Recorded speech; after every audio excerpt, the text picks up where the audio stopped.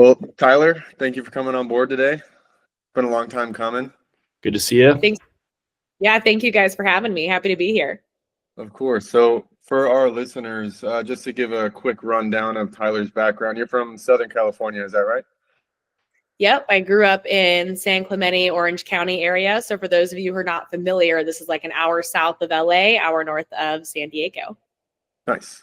And then you went on to play D1, D2, and then you went overseas. It looks like when you were in college, you didn't play a ton from looking at your numbers, but then you somehow found a spot overseas. And then, I mean, since 2022, you've been going nonstop in the Netherlands, Australia, Austria, Germany, New Zealand, Spain. We'll get into that in a little bit. But before we jump into your overseas career, I'd like to kind of bounce back and ask you about your early softball days in Southern California, and how you got into just loving the game of softball and then getting into college softball. Oh, yeah, absolutely. I grew up in Southern California. It was travel ball at 12U. And as you guys know, California is such a hot spot for this sport. So it was D1 or bust at that age. And that's what I was training for. So I did travel all through high school. I was very fortunate to be coached by Jen Schroeder starting at 11 years old. And I committed to play Division I softball when I was 13. So the recruiting rules were a little bit different back then. But that's what I did growing up. I was very, very competitive, absolutely loved the sport, loved the girls that I got to play and compete with. But when I got to college, I had some chronic health issues come up. Then I had concussions and back injury. And it was one of those things where you never think it's going to happen until it happens to you, and couldn't catch a break. And then all of a sudden I was just about done with my degree. And I kind of got to the end of my college career and I'm like, oh my gosh, is that it?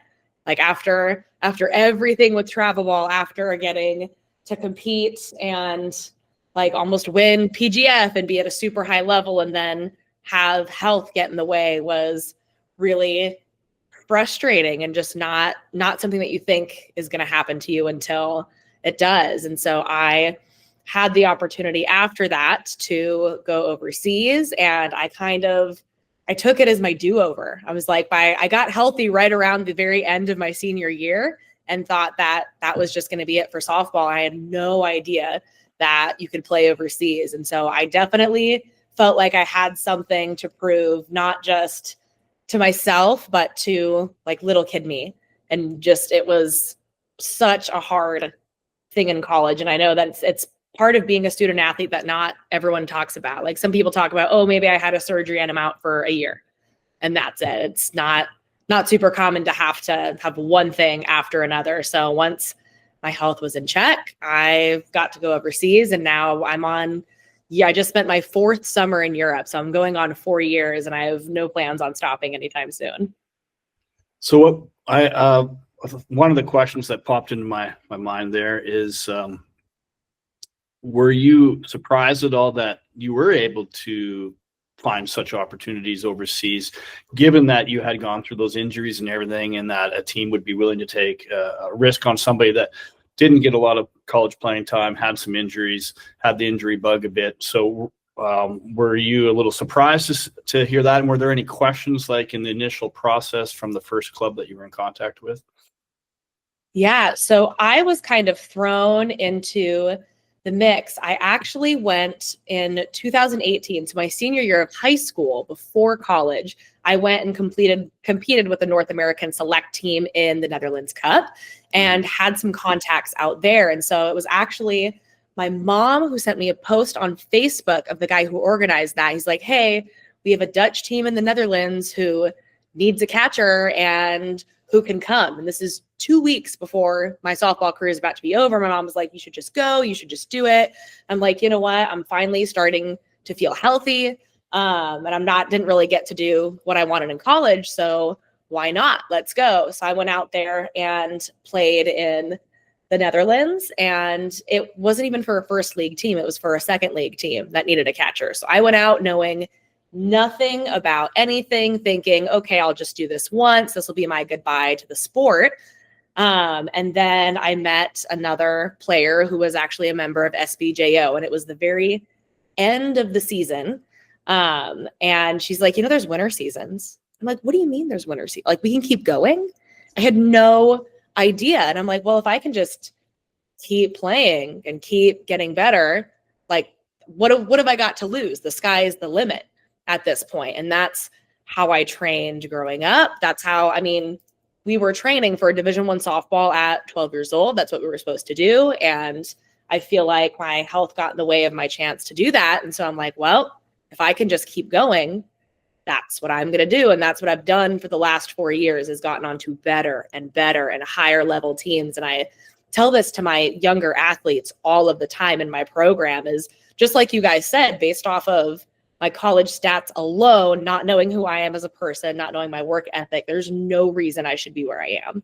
And the only reason I was able to do that was choosing to not give up and to keep pushing and to stick it out. And that's how we trained when I was younger. And I am very, very grateful that my body works now and I'm healthy. And so after starting on a second league team in the Netherlands, I actually just competed with CBS Rivas. They are the Spanish national championship team. We just won a month ago, and I just got to compete in Premier Cup with them. So for those of you who don't know what Premier Cup is, this is the Women's College World Series of European softball. And there's 4 different cups. We've got Premier Cup, Winners A, Winners B, and then Euro Cup. There's a separate one, but there's 4 tournaments, and the Premier Cup tournament is the best of the best. So it's the national championship winners from the best countries of softball all over Europe. And so that moment for me was 4 years in the making. And so it's crazy to think about where I started and where I've ended up. This episode is brought to you by the Japan Winter League. The Japan Winter League runs from mid-November to mid-December. There's scouts from all levels of Japanese baseball, from the independent leagues like the Hokkaido Frontier League, the Shikoku Island League, the BC League, the Kansai League, the Kyushu League, through the industrial leagues all the way up to the NPB.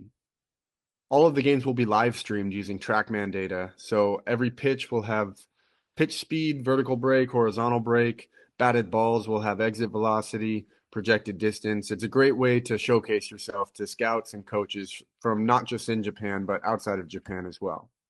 The Japan Winter League is split up into 2 separate leagues. There will be the Advanced League, which is meant more for high-level professional players. The NPB actually sends a lot of their minor leaguers down there to get some extra games in the off-season.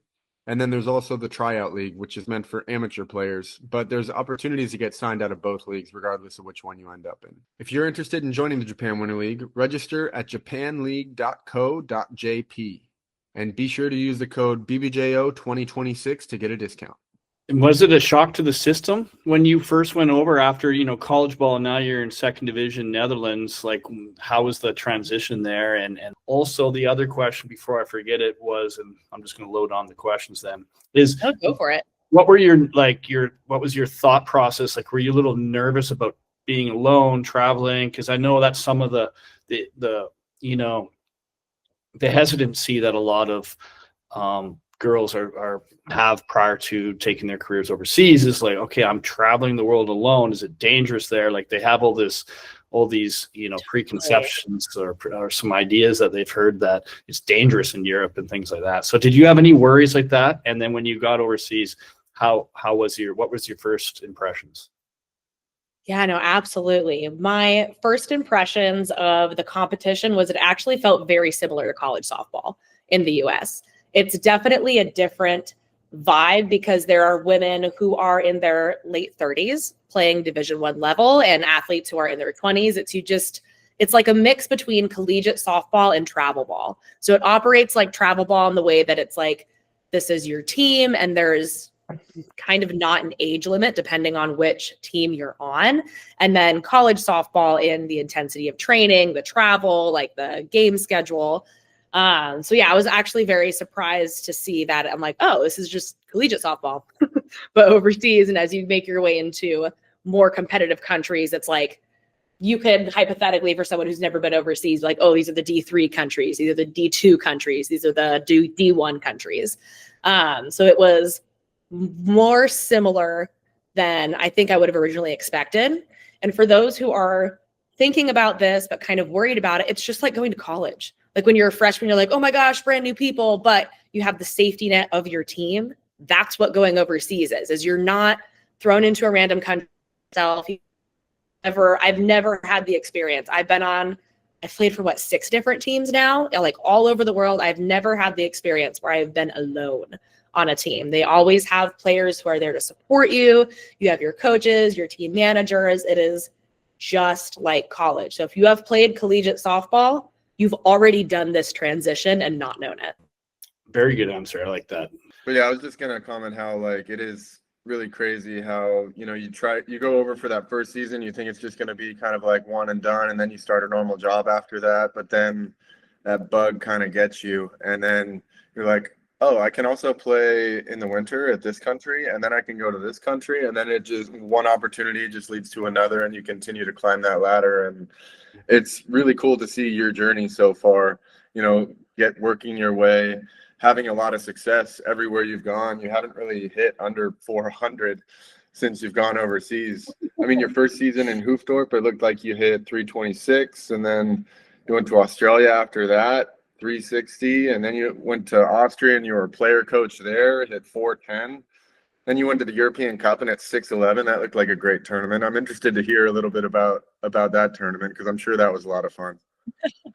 Yeah, it was a great tournament. At that point, Austria was my first full overseas season. Like the Netherlands, they just do 3 months. So I did 3 months there, did a half season in Australia before that to prepare for summer. And so Austria was there for the full 5 months. I absolutely loved my team out there. I felt a lot more involved, and I took, I'd say, a different ownership because I was like player head coach. And so I worked with the other 2 team captains, and that was very different because I showed up and we have our 18-year-old driving the vans to Dornbirn all the way across. I'm like, oh my gosh, like we are in charge running this team. Like there are no coaches, and that's definitely different than the States. And so I feel like that team, there is nobody else pushing you. You are in charge of you, and you are accountable to the people to your left and right. And we're taught that growing up, but there is always a coach. There's always somebody else. Yeah. And so it's a different experience. And I feel like it creates a different bond. So because of that,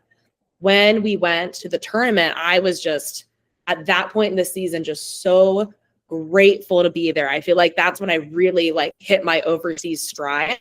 And I was like, this is what I've been training to do for my entire life. Like this was what was unrealized in college because of my health. And now I'm healthy. And this is like it was really validating because of course, when that happens in college, you do sit there and wonder, am I good enough?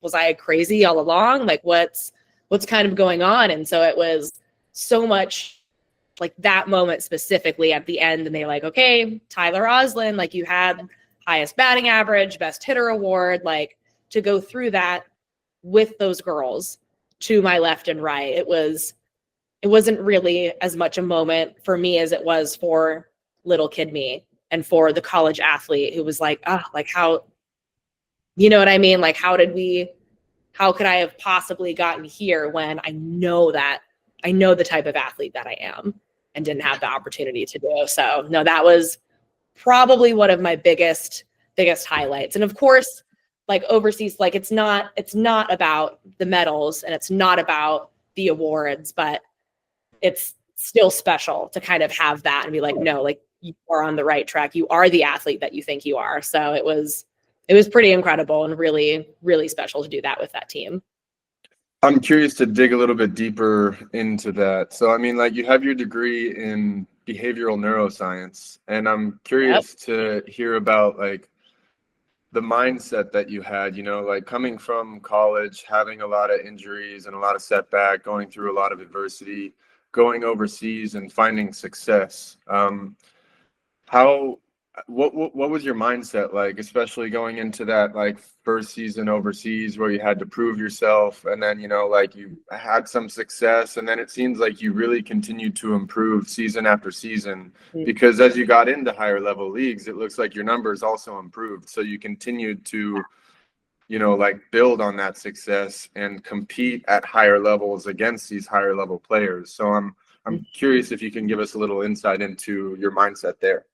Especially with the No, fact that now you're being paid too. So there's that added pressure, like, oh, I have to perform, and I don't know because I've been injured now, So yeah, good question, Jimmy.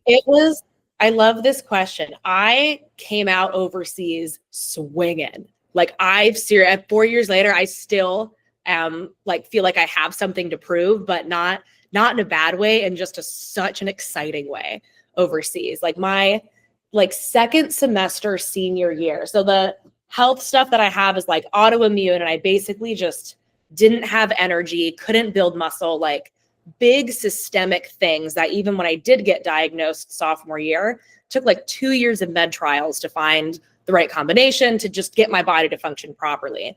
And I remember second semester senior year, like going through my college workouts and feeling like I was in a Captain America body because my body wasn't sick.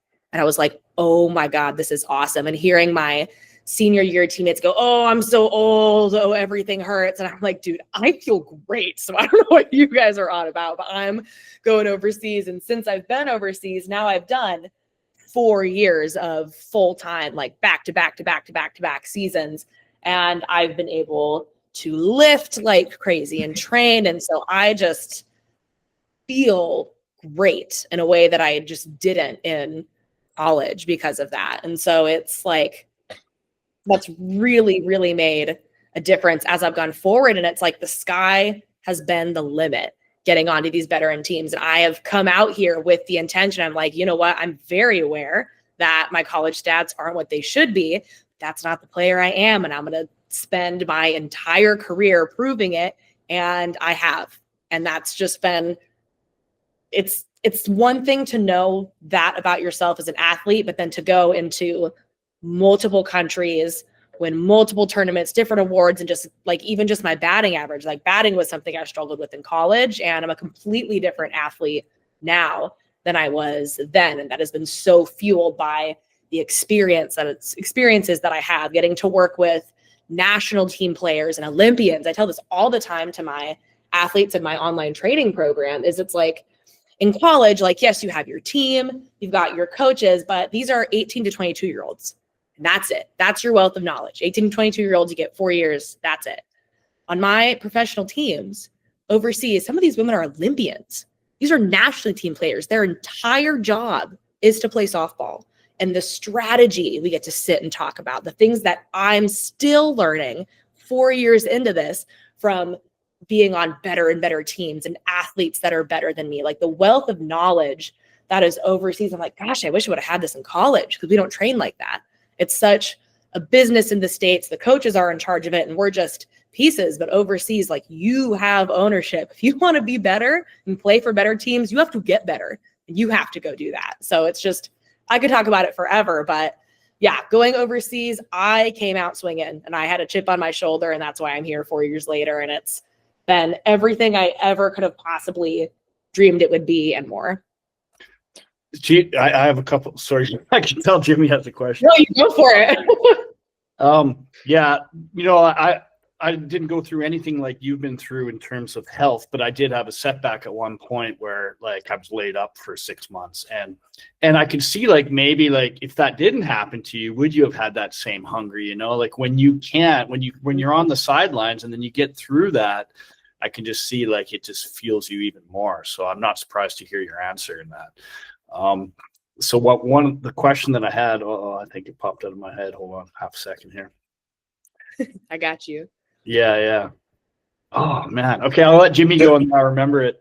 Well, I was just going to piggyback off that too. I mean, I feel like having that chip on your shoulder, that's what breeds so many great athletes too. And I mean, like, I was kind of the same way because, I mean, I got cut from my high school team, never got to play high school baseball, went to a JUCO, battled some injuries, and then walked my way onto a small NAIA school. And then I didn't really like find a lot of success until my junior and senior year. And then I always felt like I had to prove something, not just to like the coaches and everything, but to myself, like that I knew I was better than the opportunities I was given.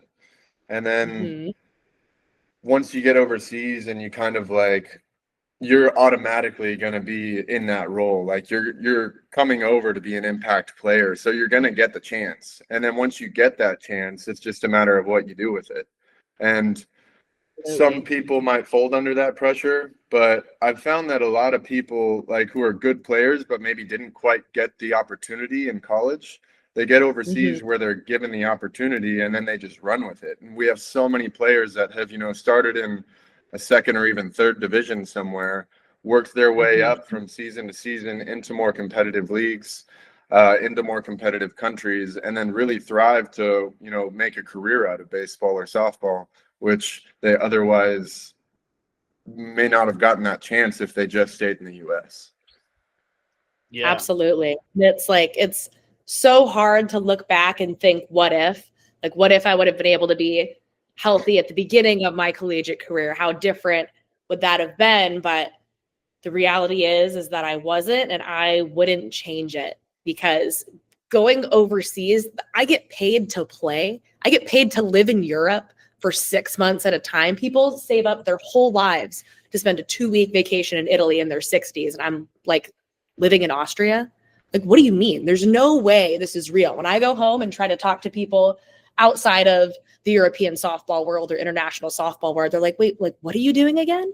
Like, I'm a professional softball player. I get paid to play what was a kid's game and do this at extremely high levels. And I get to coach and travel. And it's just so completely changed my life being exposed to different cultures. I never would have traveled. I was 4.0 kid, like behavioral neuroscience. Like, I'm going to school, I'm going grad school, I'm buying a house, I'm getting married, I'm like doing everything how you're supposed to in the States. I had no idea the rest of the world existed. And it is shocking how close I was to not having any of these experiences. And I am a completely different person because of the different countries I've lived in, the different cultures I've been not just exposed to on a quick vacation, but lived in. It's completely changed how I have the values that I have and the things that I believe that are important now, building my life in the future. And so it's so much more than just baseball, than just softball. And I'm so glad that I've had these opportunities. And I don't even know if I'm coming back to the States. I'm probably going to move to Europe at some point, but yeah, no, it's welcome. What would you say to those girls that were thinking the same as you where like, for women, the life clock is moving a little quicker than us guys. And so a lot of them are like, oh, go overseas. No, because I need to do this by then and this by then and have kids by then. Yep. So, for those girls that are in a rush to do the career thing and then to have their kids and everything, and then, okay, now I'm going to squeeze in softball overseas. Like, what would you say to those girls? Oh, I have so many things to add to this. I feel like the one that resonates with the most amount of people is, imagine you're in your 70s and you can't move and you're not mobile and you're sitting there looking back and what would have been one more year in my 20s? Because at the end of the day, it's 6 months to start. If that, it's 3 months. Worst thing that can possibly happen, you go out there, you hate it, you come home. That literally almost never happens, by the way. But it's like, oh my gosh, what's the worst thing in the world? You go home if you absolutely need to. But again, that so rarely happens. But there's been so many times where I've been traveling and seeing different wonders of the world, different architecture, different places that I never would have dreamed to. And there's American tourists who are retirement age and they can barely enjoy it because their bodies just aren't able to support them anymore. And I'm there, and I'm sure that they've saved their whole lives to go do that. And I'm just like looking at my teammates, I'm like, God, I'm so glad we're doing this now and we're really able to enjoy it. And one more year is not a 3-month season, 6-month season a year is a blip. It's nothing, but the experiences that you have will change your life. And the pressure to go and the clock is also purely an American thing. That does not exist everywhere else. Everywhere else, everyone is like work-life balance, slowed down. That might not be for everybody, but it is, I feel like it's extremely important for people to see that that exists and that kind of go bubble is unique to the US. And you don't have to live like that. You can bring some of that peace, some of that balance into your life back with you when you come back to the States. But yeah, you got way more time than you think you do, I promise. Yeah, well put. That's a really good. I don't think anyone's answered it that way before. And the one thing that I was trying to remember earlier, and it's not necessarily a question, and it's going back a little bit, but the fact that you have to stop playing softball or baseball at the age of 22 or 23, you haven't even reached your prime yet. So let alone the injuries and coming back from injuries, and now you want to, redemption. It's also about like, I haven't even really reached my potential, right? And now here you are talking about you're reaching your potential, and it just continues to rise. Like you don't know where the sky's the limit, like you said. 100%. My Spanish team that I was on this summer, that I'll be going back to next summer. When I showed up, they're like, "How old are you?" I'm like, 25. They go, "Oh, you're a baby." Our pitcher, 35, catcher, 38. Our little, oh my gosh, right fielder, slapper, like she was cruising in our first practice scrimmage games. Like, oh my gosh, she's like, wow, she's so good. She's moving. They're like, oh yeah, no, she's 42. I'm like, excuse me? And that, I will say, that is unusual for the softball teams. It just happens to be this really competitive team that I'm on, but you don't have to stop playing. You can keep playing. And again, I could talk about this forever, but I feel like this is a really big difference between the US and overseas. It's you use it or lose it. So the reason these women are able to keep playing is because they keep playing. They look like they're in college. Maybe they're a little bit tanner, right? Maybe you have a little bit more hair dye, but like you don't have to stop playing. It is such a misconception. I am at 25 after doing years of intense strength training and lifting. Like I am stronger, I am faster, I'm a better athlete than I ever was in college. And I'm so glad that I've had the opportunity to do this in adulthood and to not be so focused on school at the same time. Don't get me wrong, love being a student athlete, but it is so nice to have this be my job, and my only job right now is to get to play and to feel like I can really give it my all, versus in school, I feel like you're split 50-50 between the two. So if you think that you're at your potential in college, there's no way. You're doing school at the same time. You're doing other stuff. I promise you, you have more in the tank.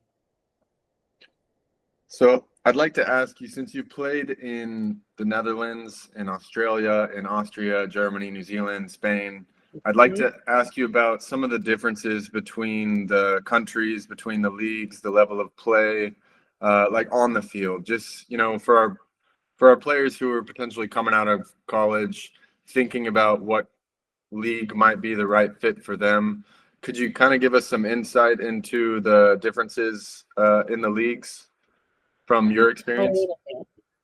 Totally. So in general, your Division I leagues are going to be like Italy, Italy, Czech, and the Netherlands. Those are going to be more your Division I type levels. After that, you'll have more what I'm going to call like D2 leagues. This is going to be, in my experience, like Germany, Austria, Spain, maybe where else have I not played, but I'm more familiar with those three leagues as well, where you're going to have, like, in those leagues, you're going to have a really competitive, like, 2 top teams, and then maybe some teams at the bottom. Like, there's going to be a bigger gap between. And so, like, the top teams in Spain and Germany and Austria end up being at Premier Cups, end up being at Winners A Cups. But there's going to be a bigger gap with those lower level teams. You don't see as much of a gap in in Prague, Italy, and the Netherlands.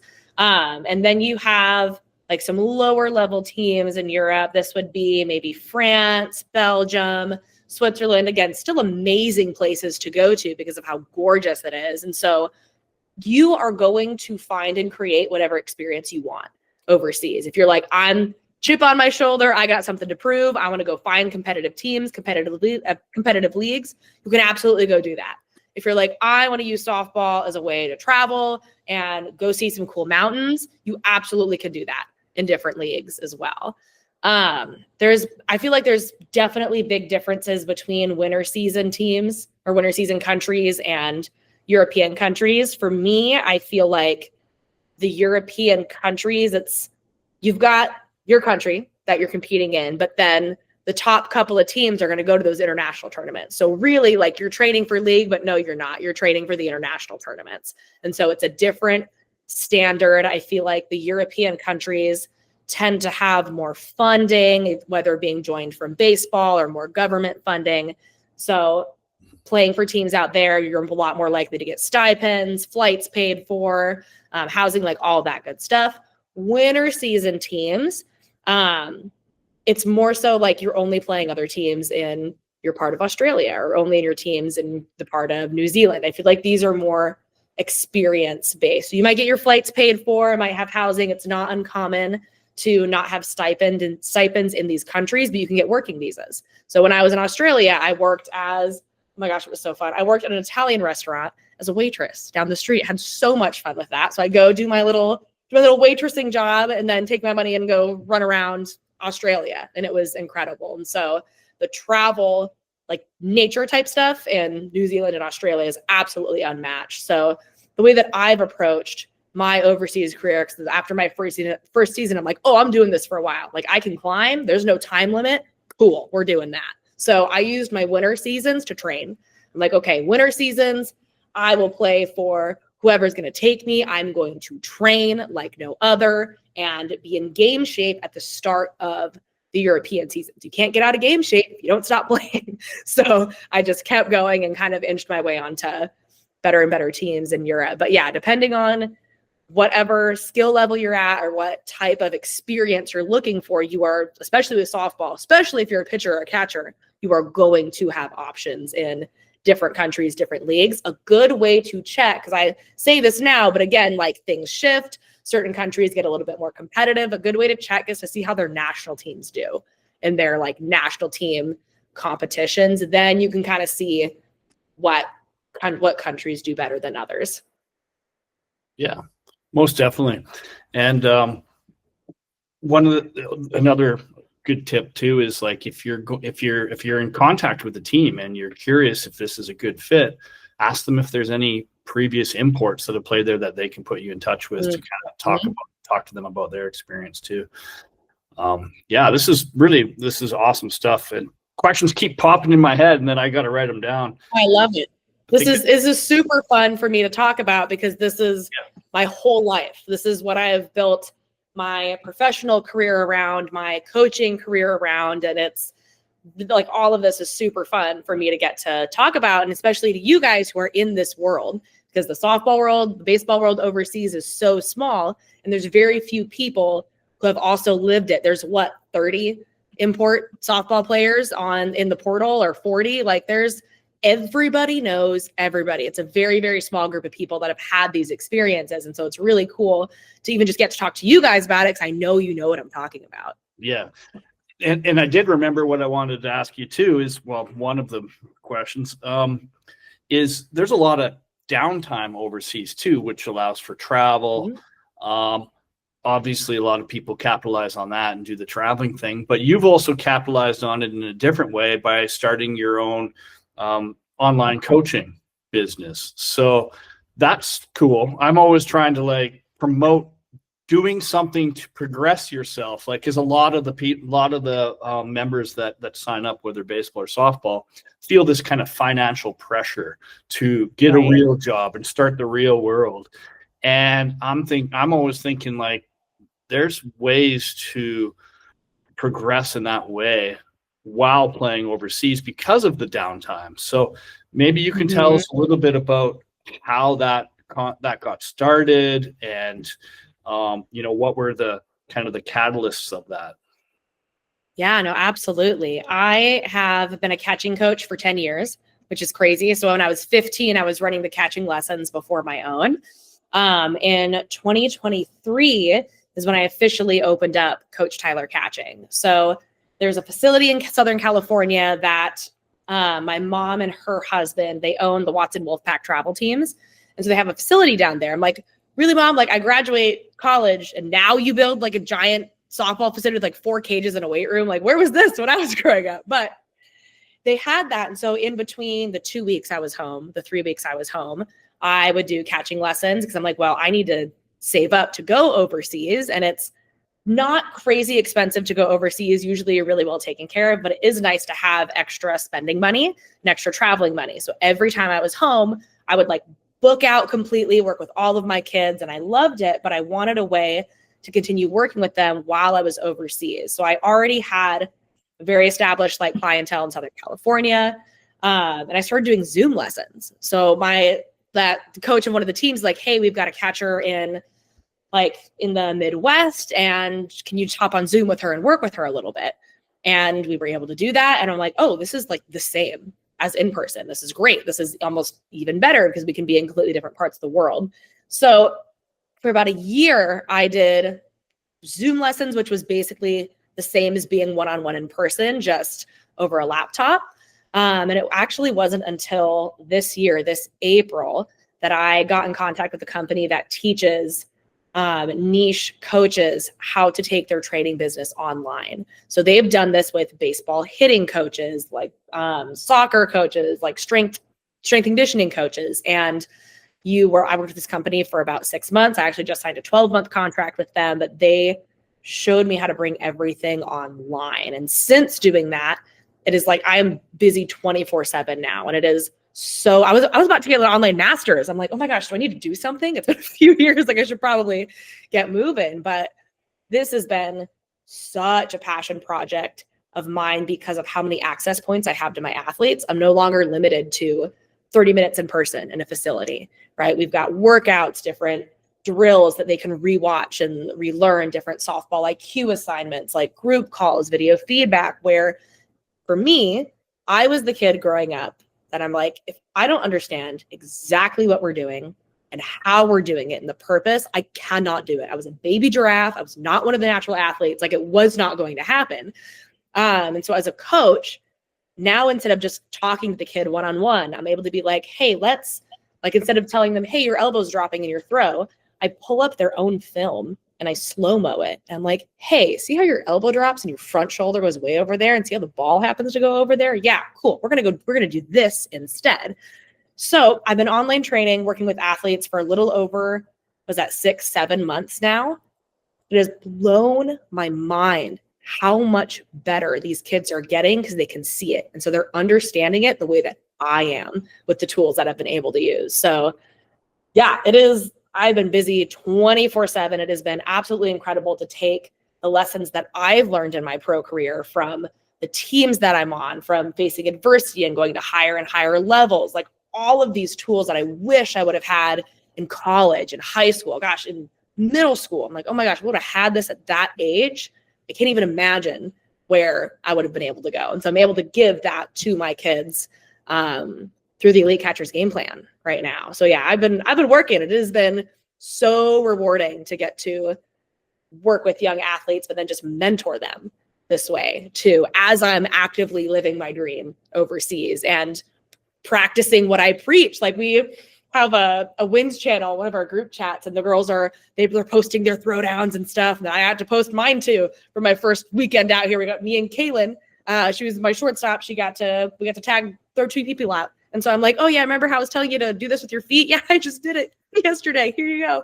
I'm able to send it to them. So it's just not real. Like playing overseas isn't real. The things that I get to do, I would have laughed at you had you told me senior year in college, like, oh, you're not going to law school. You're not going to OT school. Like, nope, you're not going to grad school. Actually, you're going to go be a professional softball player. And you're going to own your own entire remote training business that completely funds you while you're overseas. Mm-hmm. I would have called you crazy.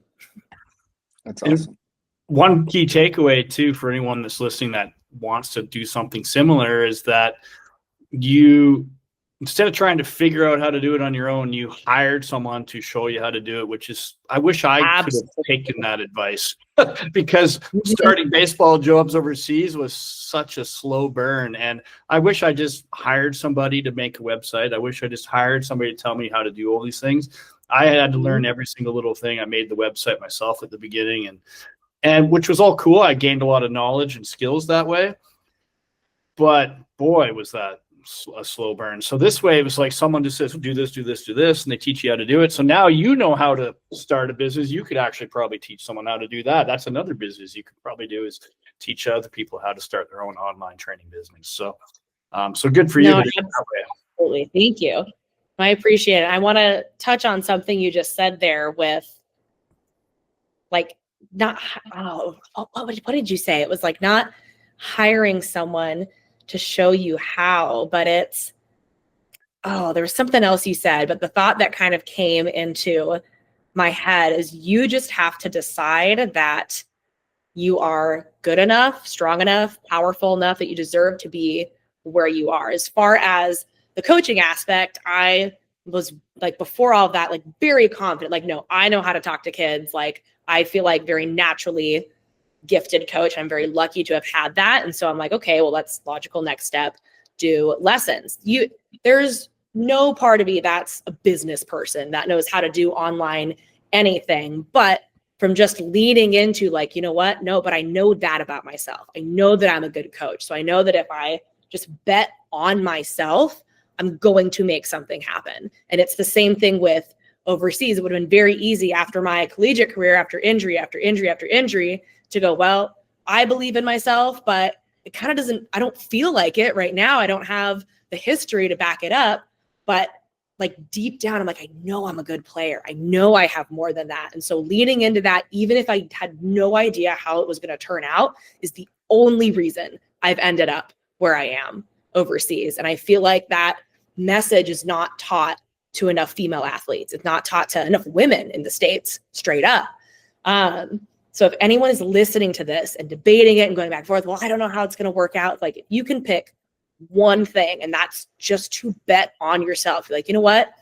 I'm a hard worker. You know what? I know I'm a good player. I just need the opportunity to. If you lean into that, everything else eventually will fall into place. You don't have to have it all mapped out. And that was the hardest thing for me, especially being like, school was my thing, right? I'm like, very black and white, textbook is great, scores, like all of that. Like, I needed it to be planned out. So I am not an impulsive person, I never would have traveled. I'm like, no, like that's not what you're supposed to do.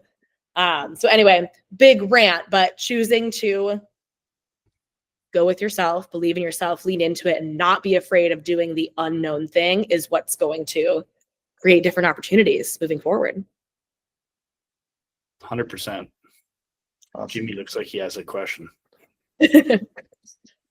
Well, before we finish up, I'd like, you kind of already answered this question already, but just to kind of be a little more direct with it, if you had a piece of advice for a softball player who's in college, maybe in their senior year, they're contemplating what to do next, what would that advice be to them? If you have even the tiniest bit of desire or curiosity to go overseas, you have to. It will change your life in ways that you can't even imagine right now. It's not just about the softball. It's not just about the travel. It's not just about like I'm going to travel to these couple of places. It's really how it changes you as a person. And that is priceless. Like 3 months, 6 months, if that, when you are 70, 75, 80, and your body doesn't work and you're looking back on your life and you're like, oh, I wish I just like, what would have been 6 more months in a healthy body getting to go do that? Like, you can't quantify that. You can't get that back either. There are very, very, very few real reasons why anyone who is considering this should not go overseas. So yeah, that's my very strong 2 cents on that. It's a good 2 cents. It hits home for me 100%. Like when you get to my age, I would pay anything to be in my 20s and be athletic again. Like, it just doesn't happen. Like, you don't know it until you're there, and your body, like, I'm not even that old, but like, it's hard. Like, I get up in the morning, I'm stiff as heck, and it's just like, it just sucks. So enjoy it while you can, like, you're being in your 20s and even 30s. I'd kill to be in my 30s as well. So yeah, great message. Right. And it's just Yeah, it's the perspective shift, like the lessons that you're going to learn, the cultures you're going to experience overseas will influence the decisions you make about the rest of your life. There's a lot of big ones in your 20s and 30s.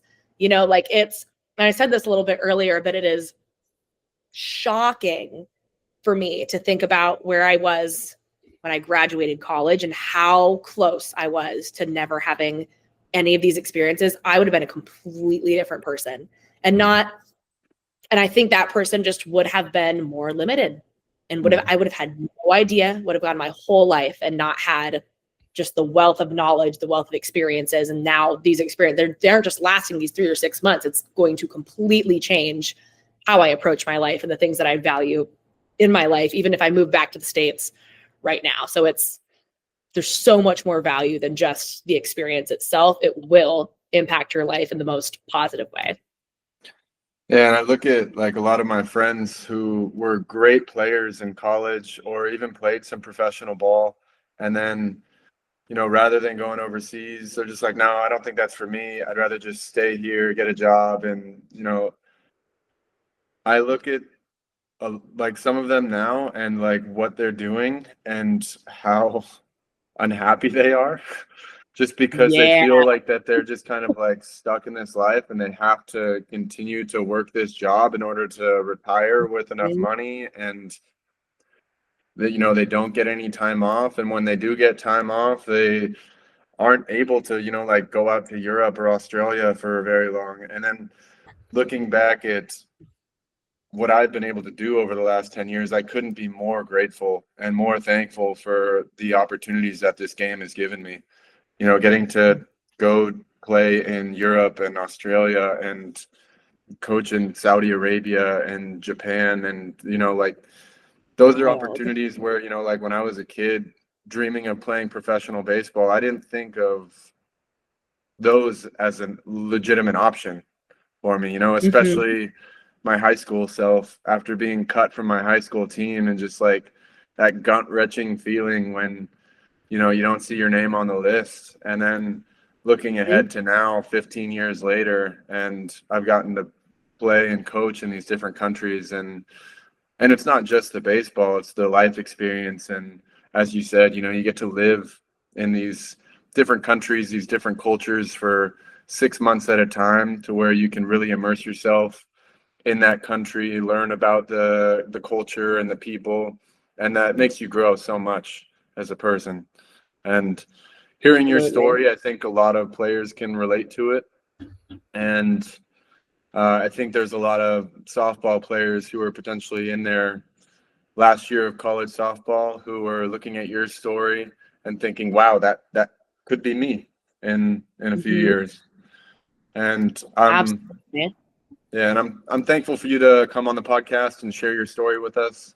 Your story is really compelling, and it's great to hear how you had that adversity in college and have gone overseas and really built your own brand. And like you've had such great success, and you've continued to live the life that you, as you said, like couldn't even imagine back when you were in college.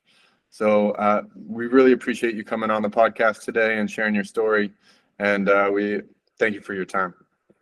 Yeah, thank you guys so much for having me. And for anyone listening, if you have any questions about playing overseas, you guys can find me on Instagram or Facebook at Coach Tyler Catching. Shoot me a message and I will help you get connected. That is one of my favorite parts of this too, is sharing this with other people, because most people just don't even know that there's a whole other world of professional softball that is out there waiting for you if you're ready to go get it.